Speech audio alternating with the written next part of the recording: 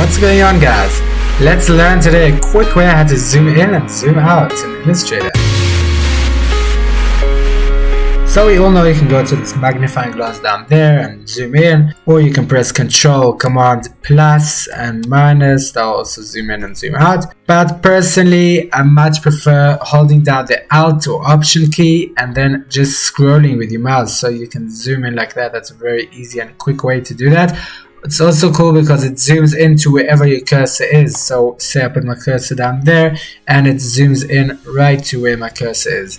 So that's very cool, quick and easy. Just scroll in and scroll out by holding down your Alt or Option. And there is another option. If you hold down Control or Command and the spacebar, you'll see this magnifying glass. Then once you drag to the right, you're zooming in, and when you drag to the left, then you'll be zooming out.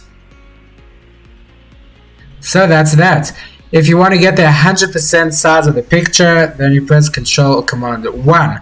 That'll bring you to 100%, as you can see there. Obviously, it's not exactly how it will be printed because it depends on your screen size. If you have a huge projector, then it would be a lot bigger, even though it's 100%. But you can be able to work with that more or less, so that will help you.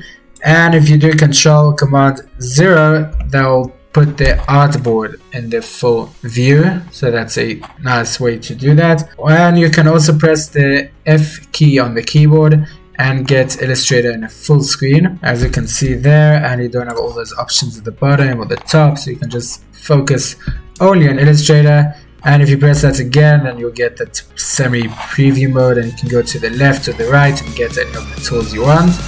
And to exit, you press once again on F. So thank you so much for watching. If you gained anything from this video, please give a like and subscribe.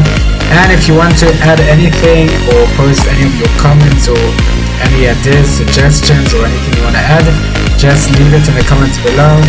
And I'll see you in the next video. Thank you so much.